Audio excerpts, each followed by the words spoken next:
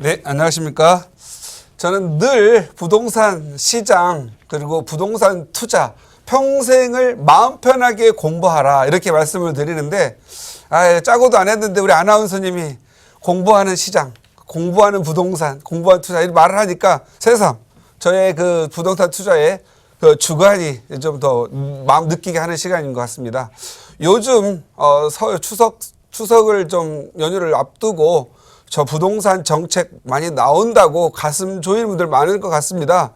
가슴 조이지 마십시오. 어쨌든 이미 정해지면 담담하게 가야 할 상황입니다. 다만 우리가 정부 정책의 발표에 맞추어서 어떻게 적절하고 합리적으로 대응할 것인가 그런 부분을 만들어가면 될 것 같습니다. 뭐 투자 전략 해봐야 가장 발빠르게 할 수 있는 거 절세 전략이겠죠. 그 다음에 뭐 싸게 투자하고 또 정책 발표에 대해서 오를 지역이 있나 내릴 지역이 있나 살펴보면 되지 않겠습니까? 그러나 우리 부동산 투자 주식하고 다릅니다. 오늘 샀다 내일 파는 거 아니기 때문에 좀 더 넓은 마음으로 담대하게 중기적 장기적 관점에서 바라보시면서 부동산 정책 발표 대응하시기 바랍니다. 자, 오늘 또 여러분의 부동산 고민 무엇이든 물어보세요.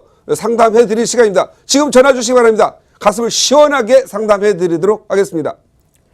네, 차윤환 대표님과 함께 오늘도 고민 상담 진행함에 앞서서 또 꼭꼭박사 강의를 통해서 또 요즘에 집값이 많이 올랐잖아요. 이 집값이 현재 꼭지점이 아닐까라는 걱정이 되시는 분들 참 많으실 겁니다. 이에 대해서 또 어느 투자처가 좋을지 대표님과 이야기 나눠보도록 하겠습니다. 네, 지금 현재 부동산 시장 날짜와 시간을 항상 기억하는 노력이 좀 필요할 것 같습니다. 지금은 2018년 9월 이제 하반기에 접어들었습니다. 하반기 시점에서 부동산 투자장을 어떻게 가져가야 될지 한번 고민해 보는 시간을 가져보도록 하겠습니다.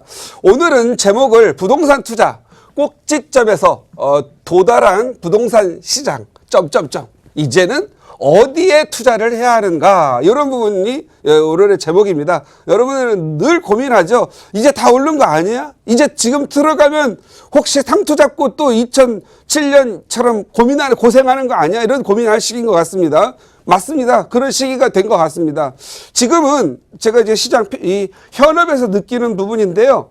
이제는 매수하는 분들이 너무 비싸서 덜덜 떨고 있어요. 그리고 매도하려고 하시는 분들은 팔고 싶은데 양도소득세, 이 중과세에 덫에 걸려가지고 팔 수 없기 때문에 지금 절세 전략을 지금 펴면서 정부의 정책 이런 거 눈치 보게 하고 있습니다. 이럴 때 저는 정도를 가자. 그래서 정도를 가기 위해서 어떻게 가야 될 건지 한번 볼 것 같고요. 요 부분은 이제 오늘의 이 투자 전략 어디에 투자해야 되는가는 2019년 제가 보기엔 18년 말에서 한 2020년 정도까지 해당하는 그러한 전략이 아닌가 싶습니다. 일단 지역 선택에 대해서 한번 말씀을 드려보겠습니다. 일단 부동산 보통 가격은 일반적으로 보면 대부분 인기가 있는 지역, 선호도가 있는 지역은 시간이라는 걸 세월이 이렇게 흘러가면 부동산 가격은 전체적으로 우상향을 합니다. 그러면서 오르내리죠. 대표적인 곳이 서울이죠. 그런데 어떤 지역들 같은 경우는 시간이 가는데도 불구하고 오르내리기만 하고 늘 수평적 관계에서 있습니다. 그런데 여기에서 좋은 점을 보면 가격이 서울 같은데 또는 부산, 대전, 대구 이런 데 보시면 일정 부분을 오르고 나서 가격이 한번 오르는 경우가 있습니다. 그리고 가격이 내리면 또 다시 내려서 수평으로 갔다가 또 눈치 보고 오르는 지역 있죠. 이런 지역들은 지금 현재 전국에 무수하게 많습니다. 이런 지역도 투자처식이기는 하겠지요. 이것은 타이밍에 맞추어 가지고 투자를 하는 분들이 대부분 투자에 성공할 수가 있습니다. 그런데 어떤 지역은 아무리 세월이 흘러도 아파트 새 거일 때만 오르고 오르는 듯 내려가면서 계속 우하향으로 가서 가격이 궁극적으로는 내리죠. 이런 지역은 한 20년, 30년 살고 나면 내가 왜 여기에 살았을까? 여기에 산 자체가 우울증입니다. 남들은 다 올랐고 오른 것 같은데 내려가지고 오른 것 같은데 내려가지고 한 10년 15년 올라서 다른 데는 몇억 한다고 또 10몇억 한다고 하는데 내 것은 계속 뭐 3억 4억에 샀는데 아직도 3억 4억에 샀는데 10년 20년 지나서 4억 이런 데가 있죠. 오히려 더 떨어진 데가 많이 있어요. 이런 데를 피해 다니는 게 여러분들이 공부하고 투자해야 되는 부분이죠. 그런데 이런 데 살아야만 하는 사람들도 있잖아요. 그런 분들은 이런 데를 살면서 자금이라도 내가 어떤 형태로 공부를 해서 내 자금이라도 투자처로 옮기는 게 중요한 것 같습니다. 자, 여러분 지금 이 시기에 투자를 해야 된다면 1, 2, 3 어디에 투자를 해야 될까요? 저는 이렇게 생각합니다. 3번은 투자 대상에서 버려야 될 것 같고요. 2번 지금은 2번 지역에 투자를 해야 되는 게 맞는 시기가 아닌가 싶습니다. 왜? 지금 현재 이 1번 지역들이 너무 꼭지점에 도달을 했고 거기에 거품 현상까지 보이고 있기 때문에 여기가 불안하면 후들거리면 팔고 나서 이쪽으로 내려가서 오를 지역을 찾는 경우가 많죠. 그러니까 어떤 지역, 서울 지역 같은 경우에는 꼭지점에 도달했는데 더 올라서